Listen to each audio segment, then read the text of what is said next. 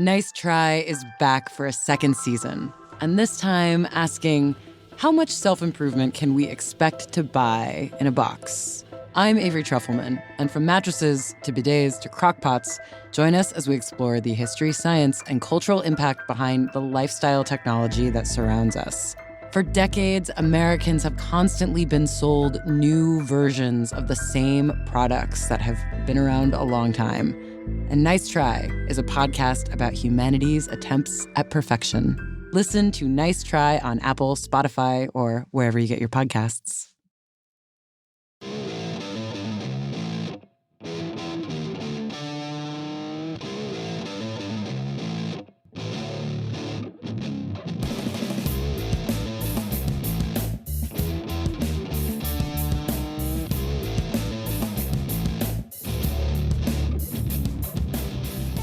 Hello, everyone, and welcome to episode 313 of the Talking Chop podcast. I am your host, Brad Rowland. It is a Tuesday evening, and the Atlanta Braves are headed back to the National League Championship Series to meet some team from the National League West, and I'm joined to discuss everything from Game 4 and everything else. Scott Coleman is here. Hello, sir. How are you? What's going on, Brad? What a crazy Game 4 that was. I mean, just so many highs and so many lows, and just an incredible baseball game. And thank goodness the Braves were able to pull it out.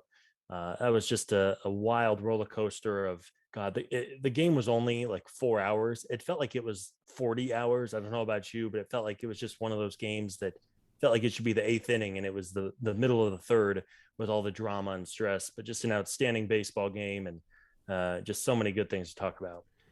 Yeah, absolutely. And, we'll get into the nitty gritty as we always do on this podcast. If you're a new listener, we will go through basically everything that happened in this game in some detail, maybe not excruciating detail this time around. But before we get to that, just broadly speaking, this team going to the NLCS for the second straight season was not something that was on the radar a couple of months ago. There was I would say, a passionate debate even in Braves country about whether the Braves should even sell at the deadline or buy at the deadline after all the injuries and everything that happened to this team.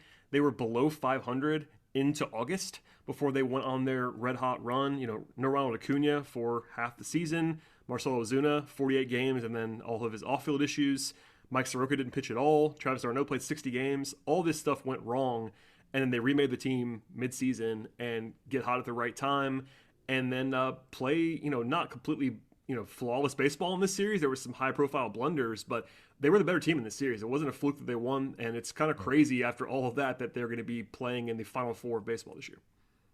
Yeah, I don't think too many Braves fans the first week of August were lining up and ready to buy their postseason tickets.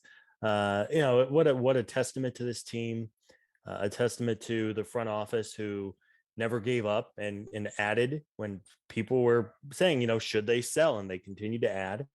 And the players hung in the whole way and took advantage of the Phillies and the Mets. And when they needed to win some games, they really won some games. So it was just a wild season. Of course, early on, they just could never quite get it going. And I think we always held out a little bit of hope that this is just a fluke. They're going to get it figured out. And man, the last couple of months, August and September, have been so much fun to watch. And then you're right, they were the better team in this series. And as we've seen just a couple of years ago, as an example, in that Cardinal series, the best team doesn't always win in these short 5-game series or even a 7-game series. But they were able to overcome a couple of blunders early and fought back. And what a game it was. And not only to win this, but to win it in 4 is a big deal. And we'll talk about the effects down the road of closing it out tonight. But yeah, it's just a wild season, and really just pretty amazing that they're still going here in the middle of October. Yeah, I think there was a couple of people on this podcast that picked the Braves in 4 in this series. I think that actually happened on this show. Who was it? I forget. I think it was you and I, if I recall correctly. Look at that! Look at that, Eric. In your face, Eric Cole. That's right. No, I'm kind of kidding. Eric will be back soon. Eric's on vacation, but he's weighing in tonight. We'll have some fun with that. But yeah, I mean, I wanted to at least lead off with that. It was obviously a night to remember, and the headliner of the franchise player for the last decade hitting the home run to win the game is not lost. That was a massive moment that we'll talk about later on as well. But let's dive in here. There were some fireworks before first pitch even happened today, which we'll get into later. Jorge Soler now on the COVID IL of sorts, and then Charlie Morton getting the start in this game, which we'll talk about now, I guess. Morton gets the nod, 3 days rest. Wasn't great at the outset. Had a hit by pitch to open the game, and then a single off Dansby's glove. First and second no outs in a hurry, but played. I would say pitched very well out of that. They did a good job. Austin Riley had a nice bare hand play off a chopper, a nice smooth play from him. And Moore was throwing hard. That was kind of the thing that you look for. Like, what's the stuff look like? What's his velocity look like? He looked like himself for the most part, but it was certainly interesting. I was kind of on the side of being a little bit surprised they did it, not against it, but on the solo pod, I was like, you know what? I'm not sure what they're going to do with Charlie here, or not pitch Charlie, and I would have had on sort of a short leash, which we'll come back to for sure. But what did you make of going with Morton in this game? And I think you have to take the results for the most part, but what was the process like in your mind? Yeah, I was thinking about it a little bit last night too, and I think you had to. I guess they didn't have to give the ball to Charlie Morton, but he made sense. He, of course, is a veteran. He has a lengthy history of shining bright in the postseason. And frankly, if they had just a superb option as a fourth starter right now in this rotation, then maybe you go to him instead. But as we've seen, Huascar Ynoa, since coming off the injured list, has just not been great. And as taxed as the bullpen has been, especially in the late innings, I just don't think a bullpen game really made sense, especially when you knew that you also had a fully rested Max Fried ready to go in game 5 if you had to. So for those reasons, I was not surprised at all when they announced that Morton was going to start. You're right. He was not super sharp, but again, he's 37, 38 years old and pitching on short rest. The stuff was pretty good, and he's just so good at getting out of jams, especially this time of year in the playoffs. But I think he certainly gets a hat tip for being out there, and he pitched well enough, I guess, is probably how I would describe it. Yeah, that tracks. And the way that I was kind of framing it was like, look, we cannot know on the outside what they project for Charlie Morton at the age of 56, however old Charlie Morton actually is, to pitch on 3 days rest. And honestly, there was no evidence. Like, he's pitched on short rest once in the last like half decade, and it was in a World Series game where he threw 4 innings of relief in 2017. He's done it 3 times in his entire career. Like, there's no baseline for us on the outside to project what he might have. But as soon as you see that they're going to start him, and they announced that on Tuesday morning, you have to assume that they have some level of confidence that it's going to be the normal-ish Charlie Morton. And if that's the case, you got to throw him out there. And, I kind of said it a few times before and then during, like, keep him on a short leash. You don't want to have him pitch, 6 innings today. But he did his job for the most part. He kept him in the game. And the fact that, basically just answering the questions of can he still do this physically? And then if the answer to that is yes, which it obviously was for the Braves, is he better than the bullpen game options? And clearly he is on paper. So, by the way, he becomes the oldest Braves pitcher to ever make a postseason start on short rest, and the first player in Major League Baseball history to start a clinching game for 4 different teams in his career. Wow. Charlie Morton is very old. So if you were the first ever to do anything in baseball, like they've been playing this game for like 130 years now. That's incredible. So that is a great sports trivia night question there. Charlie Morton. I missed that earlier. That's a hell of a I think it was Jason Stark. I definitely did not find that out myself. Somebody tweeted it, and I made a note of it right away when I saw it. But yeah, that's a Jason Stark tweet if I've ever heard it. He's I think machine. that's probably what it was. But I was like, yeah, that makes sense actually, because Charlie's been around for a long time, dating back to the Pirates and all that stuff. So, yeah, I saw it framed as like the Braves are going for it, and I'm not sure that was really the case, honestly, because you said it earlier, having Max Fried as the backstop in game 5 meant that they kind of, I guess you could say it was going for it in this spot, but it really wasn't because they had that failsafe behind him. It still worked out, obviously, in this spot. But as we saw later in the game with Huascar Ynoa, it wasn't like he was going to go out there and blow the Brewers away. I don't think so. No. He's, again, I mean, if it was Huascar Ynoa in like the middle of May when he looked like one of the best pitchers in the league, then sure, maybe you give him the ball instead and potentially swap their roles and have Morton available out of the bullpen if you need him. But no, I was good with it. I think it was the right call. And again, he pitched fine. He had one bad inning and it got away from him a little bit. But even his I'm doing air quotes on his bad inning was not that bad. No, he did his job in this game. Like, you can't really ask for too much more than what he gave you. Yeah. We'll go on from here now. It was funny. I kind of painted the picture. They ended up leading off with Dansby Swanson in this game, which I thought was kind of a silly move, to be honest. I poked fun at it a little bit by posting Dansby's numbers for the last 2 months of the season. He's been very bad. And of course, he leads the game off with a 103-mile-an-hour rocket gravel double because, of course, that's baseball. Of course, he reads your tweets. He does. So that was funny. But in all seriousness, they actually wasted an opportunity to score because Freeman gets a fly out to center field, Dansby gets to third, and he's of course so fast. And also he banged his face very hard on the ground. Like if I did that, Oh I'd yeah. be out for a week. There's no I question was about gonna that. say Dansby Swanson with a busted nose full of dirt is still better looking than like 98% of the planet. So that's True. just not fair. Yeah. That is accurate. But anyway, he gets the third with one out, and you know how this goes. You're supposed to score in that spot. But Ozzy actually got a pitch to hit from Eric Lauer. He kind of missed his spot, and Ozzy just swung through a fastball, unfortunately. And then Riley flew out, and so I circled that one as hopefully not one of those lingering missed opportunities. But they easily could have scored and took the lead early, and they actually didn't lead until late in this game. Yeah, it was really a theme looking at this series as a whole. The both teams had opportunities with guys on base, and especially Milwaukee was unable to capitalize on those most of the time. Um, yeah, you're right. I mean, it was a missed opportunity early. Thankfully, it of course didn't end up mattering in the end. But yeah, and again, and the pitching in this series was so good. You look at what's going on in the American League, where the games have been a little higher scoring, and just looking at the box scores for those teams in the AL, the pitching staffs are just not as good there than they are in the National League. This is a really good Brewers pitching staff. Not a lot of people know about Lauer from Milwaukee, but statistically, he's been really good the last couple seasons. And again, it was just it was a battle every single inning, and thankfully, it didn't end up costing him in the end. No, it didn't. We'll kind of fly through this until the fourth inning now, but I have to stop here because you and I have not talked, at least directly, since yesterday's game until now. The famed Adam Duvall base running blooper from yesterday that did not end up costing them, but was a big topic of conversation.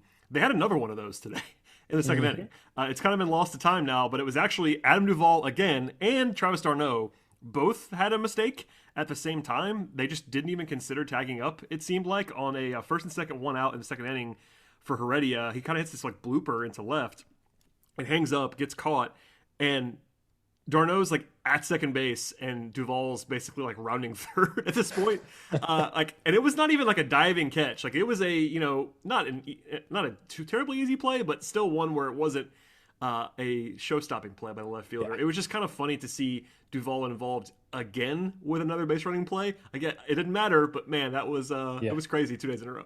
Yeah, probably something they need to clean up a little bit before the NLCS Oh, starts Adam. this weekend. Yeah, yeah, it's okay. I mean, I'm sure. Look, I mean, Adam Duvall seems like an outstanding dude. He, of course, I'm sure nobody on the planet felt worse about the blunder, especially yesterday, than he did. And I'm sure again he's a very good baseball player. And I think he probably just misread it. It did come off the end of the bat today a little bit, Yeah, it was weird. and he was trying. And if it did land in shallow left field, he was trying to score. And I get it. More times than not, I generally prefer aggressive base running on the in a playoff situation. But yeah, let's hope this is the end of the funky base running blunders in this postseason. Yes, yes, please. Uh, All right, the third inning was kind of a boring one. 1-2-3 by Morton. That's obviously a good thing. Freddie had this very nice hustle double that was wasted with 2 outs, but we'll kind of breeze on from there. The fourth inning is where the fireworks start, and there were a lot of fireworks from this point forward. So in the fourth was Morton's first and only real trouble after the first inning. A leadoff single that he allows. Then he actually gets credited with an error on a pickoff throw that was errant that Freddie had no chance to handle, and the runner goes to second base. Then he walks Urias on 5 pitches. I want to know, Scott, if you thought this. I would have, at the very least, considered taking Morton out at this point in time. I know it's the fourth inning, and I know there's some traditional baseball fans that are thinking, "What are you, crazy?" But this is a guy on short rest, and he didn't seem to be quite as locked in the fourth inning. In fact, there was an argument to even hit for him in the third. They let him lead off in the third inning after he had already pitched 3 innings, which I thought was fine, but you could have pitched it for him really easily in that spot. And it kind of looks crazy now because he got one more out and he hit for himself. But long story short, do you think that they should have taken him out a batter or two earlier, or was it okay with you that they left him in? you know, it, I see it both ways. I was fine with it. Again, in the moment, I was not like shouting at my computer screen that they need to pull him out. And again, this bullpen, as good as it was in the late innings, there are certainly some guys in those middle innings who would have to cover some ground you probably don't feel great about. I think all things equal, I would probably take Charlie over them over one of those guys. But Yeah, I mean, I'm glad they at least had the bullpen up and going like quickly as things started to unravel a little bit. And I'm jumping ahead, but Jesse Chavez was able to navigate some of the damage. But yeah, I mean, I was fine with it. Saw some people were really upset that he was out there in the fourth, and again, these games just swing so quickly from batter to batter. But thankfully, of course, Milwaukee scores 2 runs, but it was not the end of the world. No, and since we're here, the Braves actually played this entire series without using 3 of their pitchers that were on the roster. Webb, Smiley, and Dylan Lee, none of those guys pitched in 4 games. And that's okay. I mean, obviously, you want to use your better guys. If anything, they probably should have used Minter more than they did in the series. But yeah, I mean, I guess that's the plus and minus. And also, remember when we talked about them using maybe 13 or 14 pitchers? Yep. They only had 12 on the roster and 3 of them didn't pitch. So, Yeah, right. Well, and I think that's kind of what we said too in the preview pod. It's like, yes, these guys might be on the roster, but let's hope they don't have to be used. Exactly. Right. Yeah. And that's a good thing. I mean, again, I think Drew Smiley's probably on the roster, and heck, he'll probably be on the NLCS roster as just complete insurance kind well, of. honestly though, like think about this, and I'll spoil the end. I'm sure everybody saw the end of this game.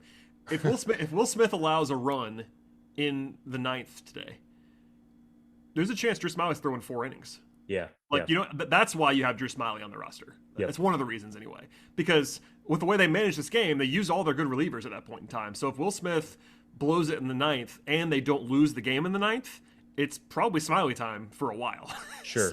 Yeah. And there's a role for that on a playoff roster for sure. And I don't think anyone expects Smiley to be throwing the 8th inning or any kind of big inning outside of either a short appearance from a pitcher or an extra inning scenario.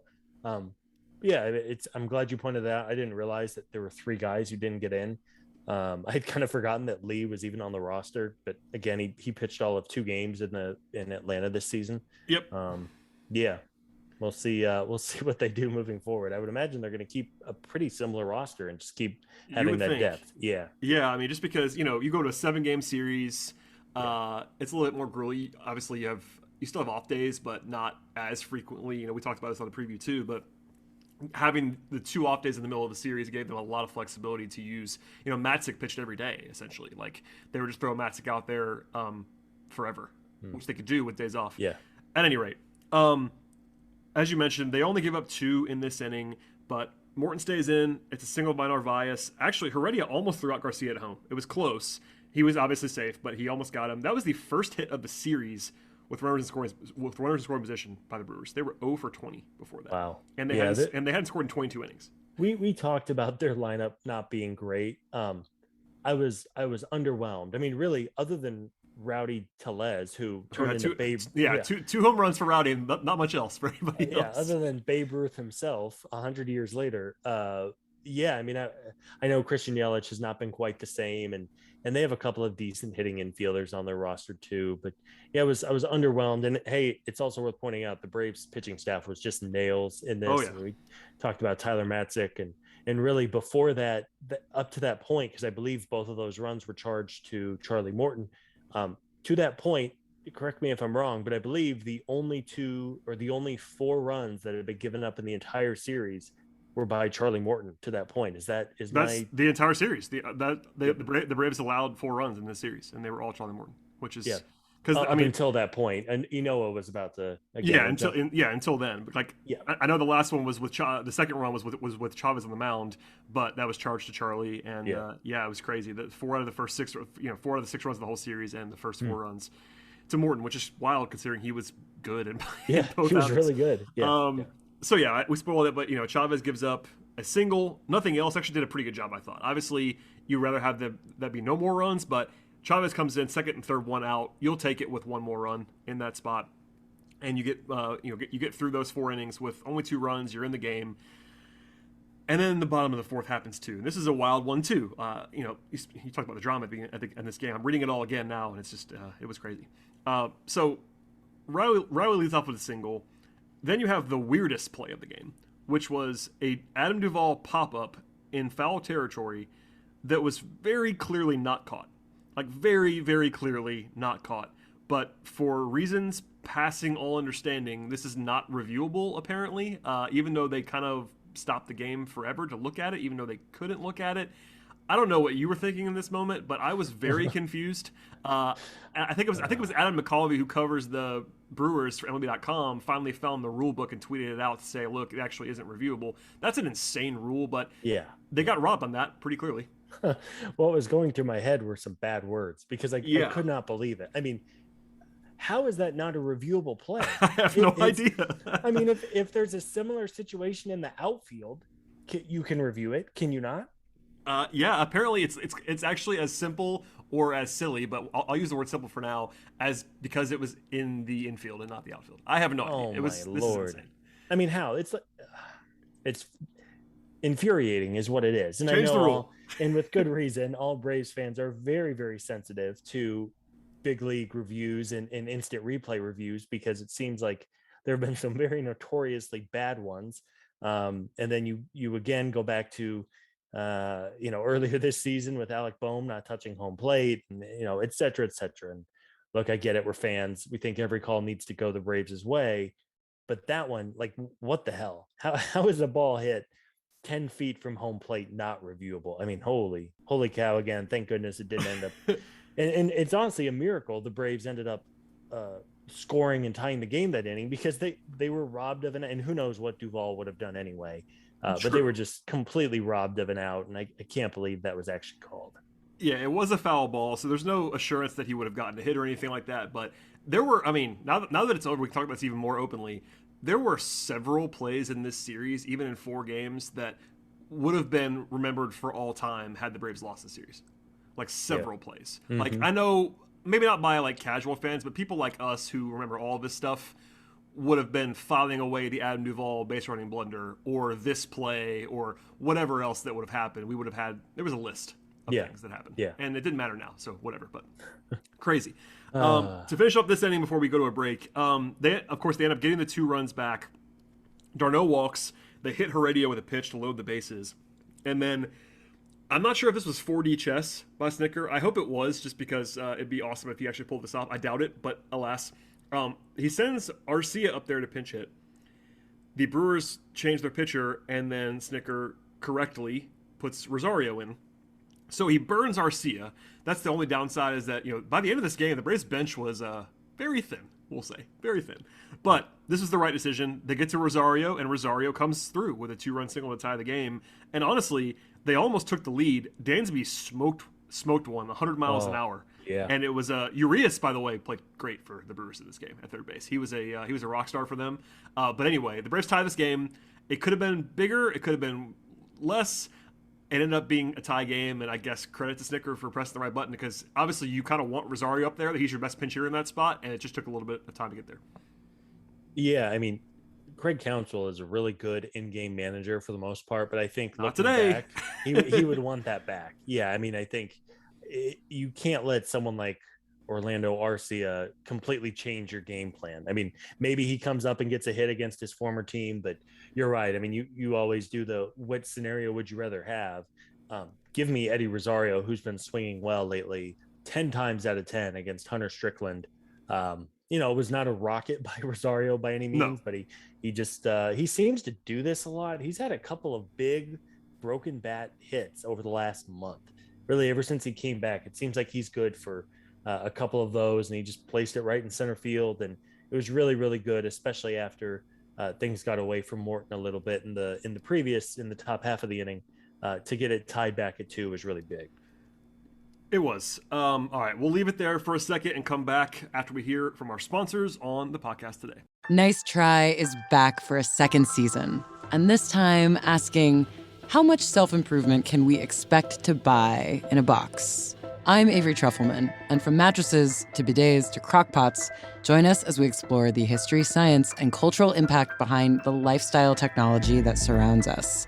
For decades, Americans have constantly been sold new versions of the same products that have been around a long time. And Nice Try is a podcast about humanity's attempts at perfection. Listen to Nice Try on Apple, Spotify, or wherever you get your podcasts. Peter Kafka here, host of Land of the Giants, the podcast that explores the biggest and most important tech companies of our time. This season, we're examining the giant that changed what a computer is and then changed what a phone is. It's about a company that made world-changing products and remade itself along the way. I'm talking, of course, about Apple. Apple's runaway success comes from iconic leadership and one revolutionary product, the iPhone. We'll look closely at the story behind it, how they're made, who makes them, and the ramifications of Apple's ever-growing power. They're a multiple trillion dollars company. Their size and their success creates responsibilities for them, and they're not behaving in a responsible manner. When part of your brand is that you're good for the world, you are going to be held responsible. Land of the Giants, the Apple Revolution, from Recode and the Vox Media Podcast Network. New episodes are out every Wednesday. This season is sponsored by Webflow. Follow us wherever you get your podcasts.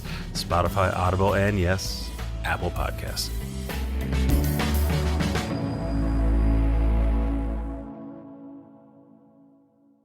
All right, Scott, let's talk about the other crazy inning in this game, and it was the fifth inning. At the top, honestly, we're not going to kill Snicker a lot today. The only thing that I actually had a severe problem with in this game that Brian did was go to Enoa here instead of Minter, because of who was coming out for the Brewers. It was Yelich, Garcia, and Tellez. Yelich and Tellez have platoon splits, and they're their two best power hitters. And they went to Enoa with Minter just kind of sitting there ready to go. It seemed like, to me anyway, the plan was just to use Enoa whenever there was a clean inning after Morton left the game, which I guess makes sense. You don't want to have Enoa come in with runners on base. He's a starter usually. But it seemed pretty clear to me that should have been Minter. Obviously, there's a little bit of Monday morning quarterbacking there, but I did think it in the moment, and it just didn't make a lot of sense to me. It's water under the bridge now, but it did bother me a little bit. Yeah, I think, again, anytime you can take platoon splits as an advantage, you want to do it, right? And it crossed my mind too. Again, you just never know. If Enoa goes out there and throws a scoreless inning, you go, okay, whatever. Anytime you give up runs, things get amplified, of course. And Enoa really has not been very good over the last month, and we'll see what the plan is for him going forward. He gave up a monster shot to Tellez. I mean, that was 450 to dead center. This is obviously the preamble, but he had it was 448 feet, and people know this. If you're listening to this podcast, usually you probably know that we would have brought this up anyway. But even if he hadn't given up a run, I would have brought it up because we're process oriented here. But obviously, the results put a bigger star on this one because that was, as you said, a monster home run. What a crazy stat, though, that the Brewers the entire series were going to score 6 runs, and 4 of those were from a guy named Rowdy on two swings. On 2 swings. Yeah. And they won the series. I mean, man, that would be tough. If I was a Brewers fan, that would be tough to live down a little bit. Oh yeah, but yeah, I mean, Enoa is an interesting guy for the next series, and we can talk about that later if we want to. But I wouldn't have necessarily projected that he gives up 2 runs there, but that hurt in the moment, especially because you just tied the game. It was like a little bit deflating. But credit to the Braves for bouncing back. Sort of the theme of the entire game / season is that in the bottom of the 5th, Ozzie singles, Riley walks, Duvall gets hit by a pitch, and then Jock Peterson RBI ground out. Not pretty necessarily, but he beats it out at first. Could have been a double play, ran hard on the line, beat it out. And then Travis d'Arnaud, who's been pretty bad for the most part this season, had a good game today and had a single to right to tie it at 4-4. And again, for the second straight inning, Urias saves an extra run with a crazy hop. I'm not sure if you saw the replay of this. Yeah. The chopper that was hit by Adrianza as a pinch hitter, I don't know how Urias caught it. It went over his head. It took the worst hop of it like you'll ever see, basically. Yeah. And he caught it anyway. Yeah, it bounced off a rock or a pebble or something like that and went a little haywire on him. He was nails, man. Yeah. No, you're right. I mean, I think especially d'Arnaud, I know the radio guys, I was commuting home and the radio guys were remarking at just how, how fired up the dugout was, especially on the d'Arnaud single. And you're right. They were. He is a beloved veteran on this team, a guy who's going to be in Atlanta for another 2 years after signing that contract extension. He was fighting it early on. He had a couple of big outs in games 1 and 2 in Milwaukee. But for him to get that hit there, and you also mentioned Jock, who of course was in the lineup today after his heroics yesterday and in the game before. For him to just put the ball in play again, we always kind of laugh a little bit Good things happen, Scott, when you put the ball in play. At the grumpy old men in the TV booth. But no, I mean, if he strikes out there, suddenly it's 2 outs, and who knows where the inning goes. It's not hit hard, and hey, you have to get at least 1 run in there, especially in a playoff scenario. And again, anytime Jock Peterson comes up to the plate, him and his beautiful pearls, he seems to do something good. Yeah, that was obviously a positive. I mentioned it a second ago, but they were down to 3 bench guys by the end of the 5th inning because they used Adrianza there, they used Arcia. They already had gone to they took Heredia out for Rosario, so a little bit short at that point in time, but nothing else to speak of. We'll fly through the 6th and 7th innings. It was Minter coming in and looking dominant in the 6th. That was good to see. The Braves almost scored. At least they threatened in the 6th inning. Riley had runners on the corners with 2 outs. Actually had a pretty bad plate appearance. Riley's been awesome this year and really in the playoffs as well, but he swung at a first pitch out of the zone and grounded out against Woodruff. But Milwaukee, Council had some issues today, but I did think that was smart for them to bring in Woodruff, by the way, who's like an awesome starter, and he pitched in game 2, and they were like, hey, if we lose tonight, we go home, so he's got to pitch tonight. Yep, everybody's available. That's both the beauty and the horror of a playoff series. Unless you pitched, even Madison Bumgarner in years past, you would pitch game the day before and then be in the bullpen the next night. Yeah. That's probably a little extreme, but Maniac. You're right. Game like this, yeah, he's a freak in the postseason. Game like this, yes, everybody, every willing and able body is ready to go if they're needed. Yeah, he looked good. The 7th was pretty quiet too. Minter gets 1 more out against Yelich, which is a good decision, I thought, to leave him in. They go to Luke Jackson, who looked great as well, for 2 more outs, and they get you to the 8th inning. They go to Matzik, as you'd expect, and he looks very, very good as well. A perfect 8th with a strikeout. Gosh, and man, he is so freaking good. Yeah, and he has again, some stones. He was the one that he threw a lot of pitches in the series too. I'm glad he gets a few days off now to recover because he was out there. Even the broadcast, I think it was Frank Core was like, look, everybody's available in this game, but Matzik's thrown a lot in this series already. They're like almost surprised he was pitching, and I was like, nah, man, he'll just go out there and heave. Yeah, he. Even last year too in the postseason, he was money in 2020, and then this year, man, what an NLDS he had. If you're looking for like an unsung, under the radar MVP, Tyler Matzik would get a couple of votes, no problem. Yeah, the entire back half of the bullpen, like the main guys, even Will Smith. Luke Jackson, Minter today, even though it was just today, but basically Jackson, Matzik, Smith were lights out the whole series. So awesome stuff there. And then of course the biggest single play of this game was Freddie Freeman. And the crazy thing is they bring in Josh Hader, who is probably the best reliever in baseball. And he looks incredible the first 2 batters. Gets 2 strikeouts, looks like he's breezing along, mowing down the Braves. Freddie comes up, and it was almost so quickly that you almost missed it. Like, it was the first pitch. It was a slider, which is Hader's best pitch. It was the first home run allowed of any kind by Josh Hader since July 28th, and the first home run allowed to a left-hander in more than a year. More than a calendar year. Wow. And Freddie goes 428 feet to left center field. Just an incredible swing. And honestly, I'll let you talk in a second, but I'm kind of a robot at this point, as I tweeted after this play. I don't really get emotional anymore. Freddie is a guy that I've been following for a long time and even have some like non-baseball connections with, family-wise. I know some of his family, all that stuff. Freddie's reaction, Freddie's celebration, that guy doesn't do that. Like, I know he's the hugger. I know he's the hugger, but he went ballistic. Like, while rounding the bases, the curtain call. Like, man, I was like full on chills in my living room, just like losing my mind. What a moment. And it's easy to forget just some of the bad baseball that Freddie Freeman sat through during the prime of his career. It would have been so easy for Freddie, as they started to tear things down 5-6 years ago. They trade his best friend, Jason Hayward. The team loses 90 games 3 years in a row. They had no prayer of winning. It would have been so easy for Freddie to go to the front office and say, hey guys, this just isn't for me. I'm in my prime. I want to go somewhere else. He sticks around, hits. I was trying to think as we were recording, the biggest Braves postseason hit since when? I don't know. That is truly it.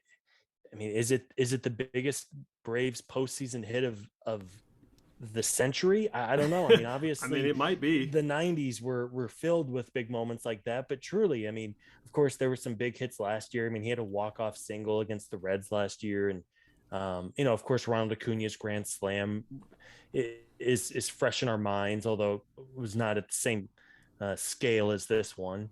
um just what a special moment for Freddie. You're right, he never lets his emotions get away from him like he did there, and he was going crazy. I know all the beat writers who were in attendance were just saying that Truist Park was going absolutely nuts.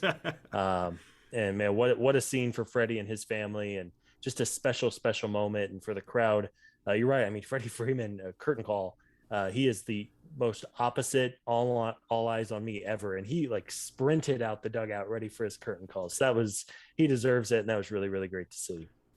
Yeah, I mean, obviously we're glad they won overall, but I'm even more glad they won this game because of that. Like, he gets to have his moment, and everything you just said about the length that he's been the franchise player for a long time at this point. And he's a free agent that's coming, it's looming. I was making the joke to people on text that, like, someone needs to put the extension from him tonight. Maybe he'll just sign it out of glee. Yeah. I don't know what's going to happen, but Yeah, right.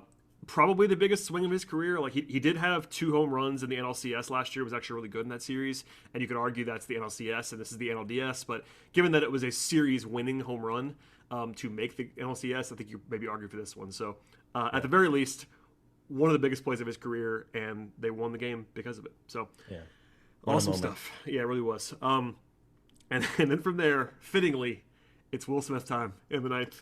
And honestly, he pitched well. I mean, he gave up a flare single to start it off, and not even a bad pitch. Just kind of a, I'm not sure he broke his bat, but kind of just a harmless flare that goes into center field. Gets a pop-up bunt from heaven. Shouts to Colton Wong, who was dreadful in this series. Colton Wong, Yeah. I'm sorry, he was so bad in this series for the Brewers. Sorry, Colton. He goes 3-1 on Adames. I thought he pitched great in that at bat, though. Just kind of battled him through this great slider to strike him out, and he strikes out Yelich to end it. Yeah. So Will Smith, much maligned, and with some good reason, throws 3 scoreless innings in the series. Yeah, his ninth inning today was fantastic. That single he gave up was a little blooper, as you said. It was not hit well at all. The bunt. I mean, thanks for the free out. You have 3 outs left in your season. Even if you get the bunt down, like, you're giving away one of your 3 outs for the rest of the year. Crazy. Thankfully, he popped it right up. I mean, it was about as easy of an out as you can possibly record in that situation. And then, Adames is the one guy in their lineup who really worried me. I thought if there was somebody, it ended up being Rowdy Tellez, but he was the one guy. Yeah, man named Rowdy. That's a great blog name, by the way. But I mean, you're right. 3-1. He did not give in. He struck him out on a perfect slider, not one that was so far out of the zone that you were never going to swing at it, but also close enough that he swung and didn't put any good kind of a bat on it. And then, he just locked up Christian Yelich. Yelich, I don't know. I mean, he was a hell of a player a couple of years ago. I don't think I know he's had some back issues, and anybody who has had chronic back problems will tell you just how miserable it is. And I can only imagine what it's like trying to play baseball at the highest level with a bad back. But that was some big time pitching from Will Smith. I'm sure he was fired up, and just a really great way to close out the series. Yeah, for sure. And we talked about it, but the 4 scoreless innings from the end of the bullpen in this game after left, between Minter, Jackson, Matzik, and Smith, that area of the team was just awesome in the entire series. The pitching staff overall, we talked about it in different ways, but giving up 6 runs in 4 games. The Brewers are not good on offense. We kind of said that at the beginning of the series, but still, that's still a pretty impressive run prevention by all parties involved. So I don't even know what to say. I mean, it was an awesome performance. They could have easily swept this thing as well. I mean, game 1 was winnable in every way. So they were the best team in the series. We'll see what happens next, but if nothing else, they can cherish this performance. And we can kind of leave it there for now. I mean, we could talk about a little bit of the NLCS stuff, but it's tough because as we speak, it's about 10:20 Eastern on Tuesday, and the Giants Dodgers are still playing game 4. The Giants lead that series 2-1. The Dodgers lead this game, I believe, right now. You can correct me if I'm wrong. I'm not watching. Yep. But if the Dodgers win, then they'll have game 5 on Thursday. Regardless, the Braves will be playing one of those teams in the NLCS, and it will begin on Saturday. The good thing, I think you tweeted this even, correct me if I'm wrong, the great thing about finishing out tonight, other than just finishing it out, is that they can also line up their rotation, and that means being able to go back to Charlie Morton in game 2. So you have Max Fried in game 1 on long rest, and as we've discussed many times on this podcast, Max Fried with extra rest is usually awesome. And then Charlie Morton in game 2 on full 4 days rest after today, when he was kind of not used terribly much. That's pretty nice to be able to go back to your 1, 2, 3, albeit in a different order. Yeah, it's huge. And again, I mean, we don't have the luxury of knowing how this Giants Dodgers series is going to go, but at the very least, they're going to finish it up tonight, and they could go into Thursday. And I think everyone's rooting for this to go to game 5, just so the Braves have that advantage. It's worth noting. So as a housekeeping note, so if the Giants win, the Braves will be the road team. So the Giants have home field. However, it's funny how this works out. So the Dodgers won 18 games more than the Braves this season, but because the Braves were a division champion and the Dodgers were a wild card team, the Braves would actually host the Dodgers on Saturday night on the chance that the Dodgers come back to win this series. So we will see what happens there. I've already seen a lot of discussion and debate over what team fans want to see. But yes, it's worth noting that just based on one of those little baseball quirks, the Braves would be the home team against the Dodgers, but they will have to travel west to play San Francisco if it's the Giants. Yeah, we will not do a full segment on this because it could be over by the time people listen to this podcast. I would prefer to see the Giants, even without home field, and that might be controversial. I do think that it's closer because of the home field thing, but you could debate how much home field actually matters. It is very funny that the Dodgers would not have home field against the Braves. 18 games over 162 is so big of a gap. Yep. It's just wild. The rules are rules, baby. Yeah, rules are rules. That's just wild. I mean, it's the case, but what are you going to do? Reward the division winners, I suppose. I think the best case scenario in my mind is Dodgers win game 4, force game 5, and then the Giants win, because that way the Giants have to press a little bit further. But I do agree with you. Like, I just want game 5 to exist, because that way either team that the Braves are playing has played on Thursday and can't just line up their pitching staff perfectly in the way the Braves can. So that's helpful. I do think, and we might have time to do a full preview. I'm not sure. My schedule is actually pretty crazy. I'm traveling beginning on Wednesday, so we will definitely have podcast content between myself and Scott and Sean Coleman and maybe Eric Cole in the coming days. We'll have some stuff on the podcast network, so don't worry. But in lieu of a full-blown preview that I'm on, I do want to say the Braves are going to be the underdog in this series, betting-wise and like projection-wise. It's going to happen. The Giants won 107 games this year, and the Dodgers are the Dodgers. So just be prepared, Braves fans. No one's going to pick the Braves in this series. No one. Now, they could obviously win. I mean, against either team, even if it's the Dodgers, as much as we talked about how good the Dodgers are for a long time, they can beat the Dodgers. No question about it. They can beat the Giants. But I just want everybody to be prepared. No one is picking the Braves in this series. Hey, you know what? It's kind of fitting, right? This team only won 88 games during the season, but it's so true. I think what Freddie Freeman said in his post-game interview, that this is a different team since the All-Star game, and definitely the way they rebuilt this outfield, and there's just so many opportunities for them to just say, you know what, it's just not our year. You lose Acuna, you lose Soroka, you lose Ozuna, you lose Ian Anderson in the middle of the year, you lose Travis d'Arnaud a couple weeks into the year. It would have been so easy to make an excuse and not keep going. And here they are, man. I mean, even if they do have a team that won either 107 or 106 games awaiting them starting this weekend, why not? If you're ever going to talk about a magical season, this sure feels like a good one, and what a story it would be. And here's hoping, that they're able to make some more memories over the next couple of weeks, because this last series was a lot of fun. Yeah, it was awesome, and it doesn't matter who picks who. This is baseball, and the rosters matter and all that stuff. But we've seen on all sides as brave observers that anything can happen in a baseball series, even in a best of 7. So they'll be a live underdog at the very least. They can definitely win the next series. And if you want to peek ahead, as a fan might, to the American League, there's nobody over there that particularly scares me. Just saying. No, I think Boston's lineup is really good. Houston, again, a good lineup, but we'll have to see if McCullers, he left early today. He's probably their best starter, left with some kind of forearm tightness. We'll see what happens there. But you're right. I mean, even the Giants, who won 107 games, They are very good. We saw that they hit a lot of home runs, but again, you look at their roster and it's not like, holy smokes, there's just no way. And the Dodgers, as good as they are, and even though they literally acquired like an all-star team over the last 18 months, they don't have Clayton Kershaw, they don't have Max Muncy.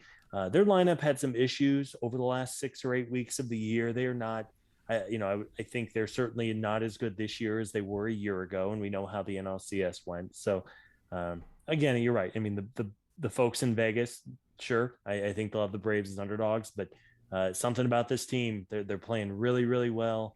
I think they've won 13 of their last 14 games now, or no, 13 of their last 15 games, dating back to the regular season.